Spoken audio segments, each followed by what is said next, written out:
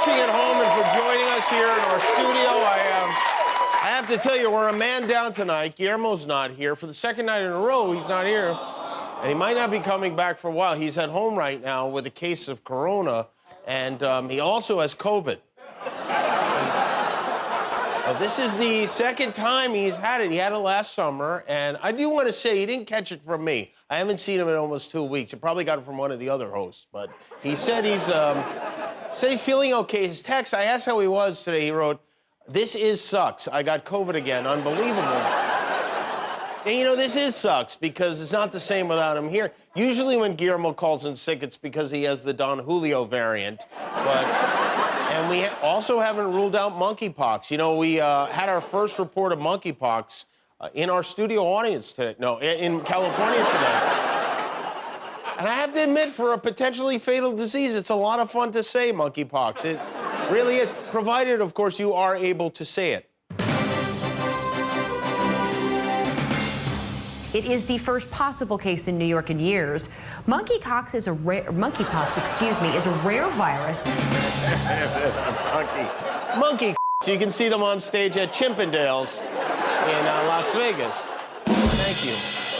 This is something, my friend sent this to me last night. He was watching Family Feud, and guess who got a shout out? Daniel, what TV show has the best moves? TV show host. I'm gonna double up on the Jimmy and say Jimmy Kimmel. Jimmy Kimmel. He's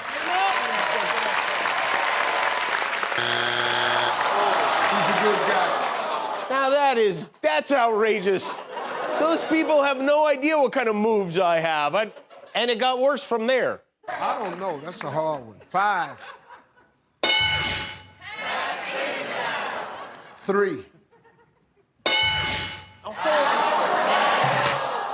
Hold on a minute. Alex Trebek has better Alex Trebek passed away 18 months ago. My moves aren't as good as a deceased game show host or Pat Sajak. I mean, no offense, his only move is this, spinning the wheel.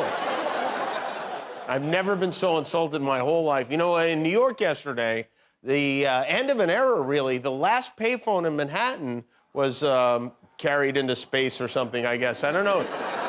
Payphones are weird. This is something we're going to have to explain to our kids. It's why Superman now has to change clothes in the middle of the street, because there are no more payphones. I guess the city started getting rid of them in 2015. They replaced them with Wi-Fi hotspots, which is, it's an upgrade. Payphones were disgusting. It's like if they removed all the rats and replaced them with golden retrievers. It's an upgrade. Payphones were the last place in America where you could call your bail bondsman and get lip herpes at the same time, and now they're gone. What's next? Are people supposed to stop masturbating on the subway? We're learning more about the many ways our former president was picking our pockets. One of them is by charging the Secret Service to rent rooms at his hotels and golf courses. The Secret Service reportedly spent almost $2 million at various Trump properties. They spent $850,000 at Trump's golf properties, $400,000 at Trump hotels, and $300,000 just to child-proof Mar-a-Lago for Eric to keep him from accidentally drowning his head in the toilet. It's funny, you think Donald Trump's only profitable business venture was being president of the United States. And by the way, remember how many times he told us he was giving his salary for being president? I'm giving it away to various government agencies, the Park Service and whatnot. Well, he did that for the first few years. There are no reported donations for the last half of 2020. Suddenly, the donations stopped. And when the Washington Post asked what happened, they got no response. It's almost like he's a grifter or something. You know, there was an unusual court decision handed down involving one of the alleged rioters in the attack on the Capitol on January 6th. The federal judge denied a request made by one of the men charged with taking part. The guy asked to take a 5-day vacation to Cabo while awaiting trial for assaulting a Capitol police officer. This vacation was a prize from his employer, Mallinckrodt Pharmaceuticals, which is a drug company. That makes sense, because anyone who thought a request like that made sense would have to be on drugs. But what can you imagine? Who does this guy think he is, Ted Cruz? You don't do that. Only in America can a person who stormed our nation's capital win a tropical vacation from his boss at the opioid factory.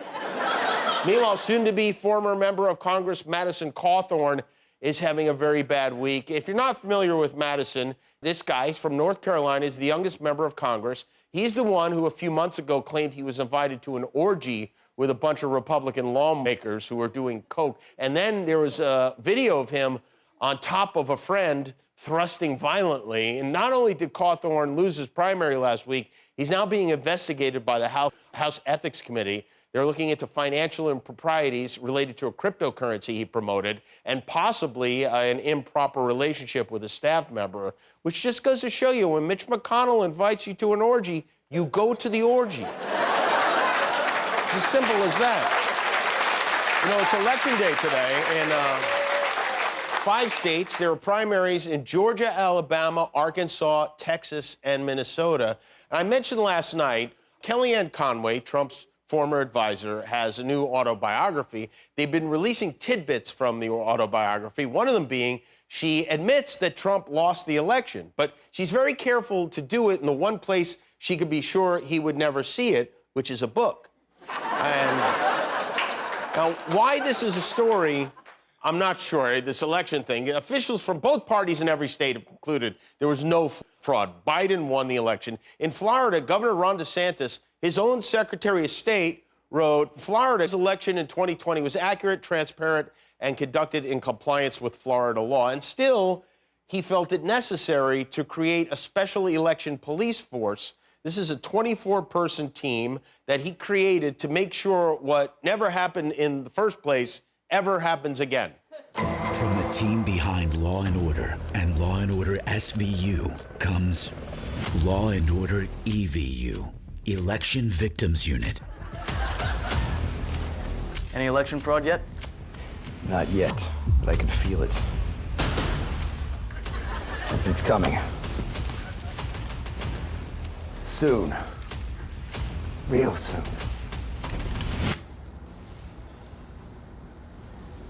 Extremely. When dirty elections happen, they clean house. Try moist. There's no S.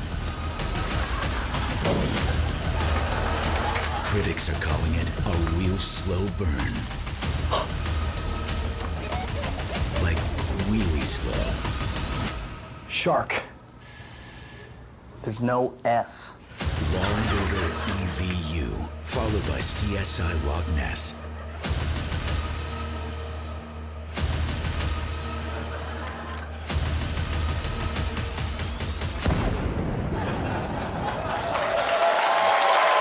Dick Wolf doesn't miss. The big primary showdown was in Georgia today. Trump winning big. He's backing David Perdue for governor because he's mad at the incumbent, Brian Kemp, because Brian Kemp refused to help him illegally overturn the election. Mike Pence has been stumping for Kemp, who had a big lead going into the voting today. Trump versus Pence, this is like Johnny versus Amber all over again. Nobody wins, you know? All you're left with is poop in the bed. And when you've got poop in your bed, that's when you need the MyPillow man, Mike Lindell, who is still screaming about the voting machines. Ran off ballots. We have it on a tape. They ran off ballots on a copier machine and ran them through the ES&S machines. They sat there and looked and went, what? So it's very corrupt. By the way, if you are an ES&S, if you're one of the owners and you're watching right now, please sue me, ES&S. You can go to suemikeLindell.com, and we have a template there. It's very easy. Jump on the bandwagon, ES&S, because your machines are going to be bye-bye. The crazy part is he was driving that car.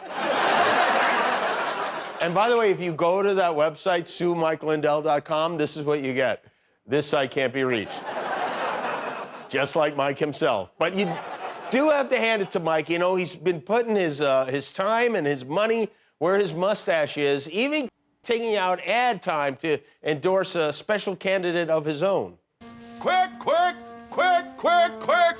Hey there, I'm pretty sure I'm Mike Lindell, the MyPillow fella. I like to come out to the park to feed the ducks and to worry about our republic. These days, our Justice Department is full of partisan demo creeps and republic crap out to get us hardworking Americans. It's time that changed, so I'm endorsing RoboCop for FBI director. RoboCop is the guy we need to lead us. He can't be killed or melted because he's part robot. And on account of being 80% machine, he can communicate with them Dominion ones and tell them to make more votes for President Trump. So do yourself a favor and watch this great documentary that was made about him. RoboCop's got a gun and a motorcycle, and he's even got a lady cop who exposes her milky bosoms. RoboCop and I got a lot in common. We were both born in the Midwest, we both love law enforcement, and we both got shot hundreds of times back in Detroit in the 1980s. So vote for RoboCop for director of the FBI. Paid for with a pillowcase full of cat hair and old coat hangers. Thanks for watching. If you liked that video, click the subscribe button. And if you didn't like it, well, you hurt my feelings.